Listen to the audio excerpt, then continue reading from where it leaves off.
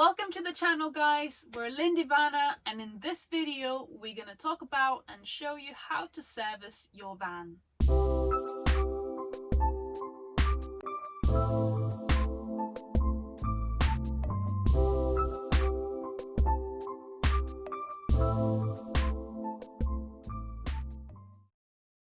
Hello guys, yes, welcome back to the channel. Please hit subscribe below. We know this video is going to be really useful for you no matter what vehicle you've got.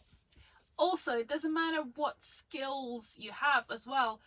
Myself, I'm a complete novice.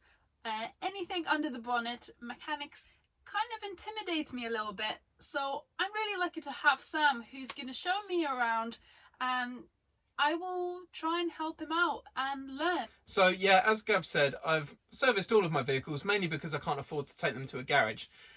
So hopefully this video will save you a few pounds as well, or dollars or euros. Hopefully it will give you the confidence to do it yourself. So recently we had the service light come up on the dashboard and it says service A. So we have two types of services on Mercedes Sprintervan. It can be service A or service B.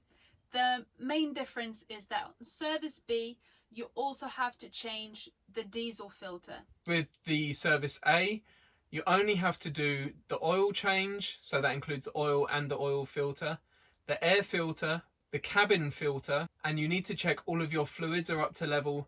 Also need to check your brake pads, which I've done recently when I resprayed the wheels. Click up here if you want to see that video, or here, wherever it is. So I've already done that, but everything else we're going to do in this video. Yeah, so obviously we needed some tools, guys. So we've got a 13mm socket. We've got a T20 Torx bit. Next we've got some sort of wrench to undo the oil filter housing. And then we need an oil pan drip tray, minimum 13 litres capacity, some rubber gloves, some paper towel, and then something to lie on under the van. We've got our cabin filter, which filters out pollen, our engine air filter, which desperately needed replacing, and of course the oil filter with the 3 little replaceable rubber rings.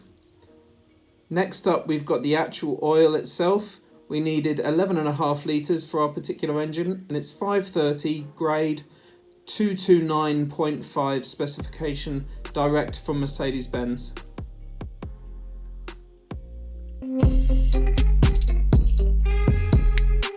So to fit the cabin filter, we just needed to remove the old filter. It's quite simple, just 2 clips at the top of the housing and pull it out of the hole. It was pretty dirty, our one, but we've got a nice new one to replace it with, and it's got little direction arrows on it for which way the air should flow through the filter, obviously from the outside inside. So make sure you put your filter in the correct way. When you reinsert it back in, just drop it down, squeeze it in, and those 2 clips will clamp it back into the housing.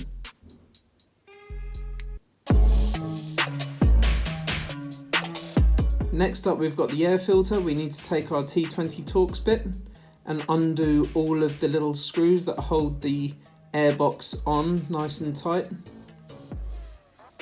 Once they're undone, you need to remove the airbox. It's a bit wiggly, but once you get it, it comes off nicely. Take out the old filter, clean out any debris within the airbox itself, and then sit your nice new shiny air filter back in the box. When you put it back in the box, make sure it's properly in there. The orange seal around the edge was holding the airbox off proud when we were trying to put it back in, and it took a while to get it back in there, but eventually Gabby realised we needed to squeeze it in there a bit more, and once we did, the lid fit on perfectly, and then we just did the Torx bolts back up, and that was the engine air filter done.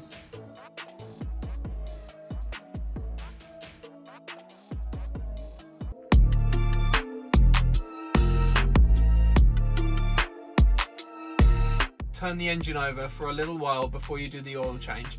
This warms up the oil, makes it more runny, and ensures that more of the old oil is going to flow out of the engine when you replace the oil. So get your cardboard or something to lay on the ground, get your oil drip tray ready and uncrack the sump bolt. Once it's uncracked, you can undo it by hand and then catch all of the oil in the drip tray and give the sump bolt a good clean. Inspect the little brass washer that's on the bolt and make sure it's still okay to use. If in doubt, just replace it.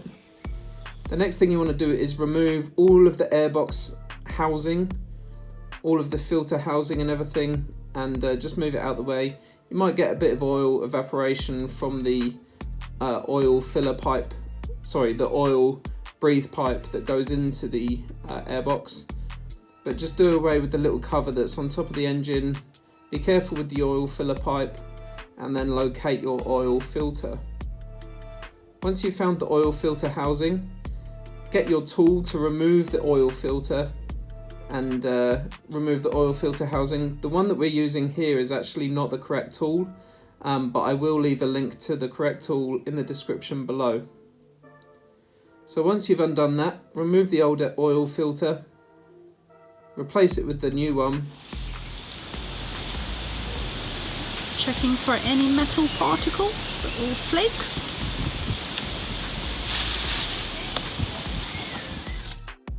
Okay, next up, you need to remove the rubber rings off of the oil filter housing. There's 3 of them on our one.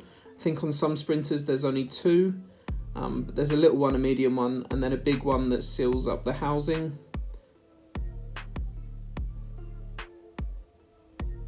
So once you've removed them, you want to put the new O-rings on, but you want to lube them up a bit with a bit of old engine oil just to make them go on there a bit better, and it will help seal them a bit as well.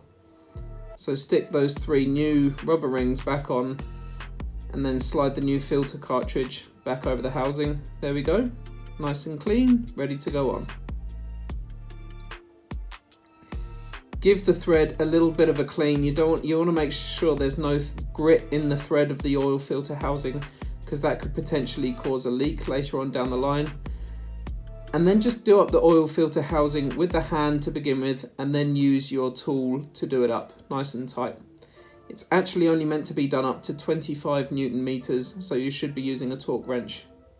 And then you can put the airbox back on, put everything back on that you took off, and you're ready to then put the sump plug back in. So as I said, I've cleaned the sump plug, inspected the washer, it's fine to reuse. Move the old oil out of the way, being careful, and then do up your sump bolt. Make sure it's nice and tight, but not too tight. The sump on these is only aluminium, so it could be very easy to strip the thread on the sump, and you do not want to do that. Next up, I'm going to make a little donut of paper to go around the oil filler because I haven't got a funnel, and that will just catch any drips. And then you can start to fill up the oil filler with your new shiny yellow golden oil.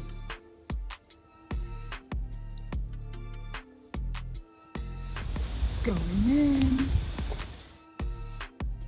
Ours took 11.5 litres, although only about 10 litres came out, and we know that because we used the new oil bottles, which are now empty, to put the old oil back in and take that down to the local council tip. So yep, job done, oil change complete.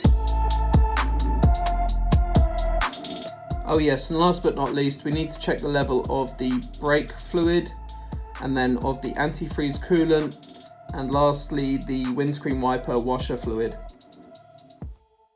Thanks again for watching the video, guys. I hope it's been useful. Please hit the like button, hit subscribe, and we'll see you in the next video. Over and out. Yeah, 5, 3, 2, 1. Over and out.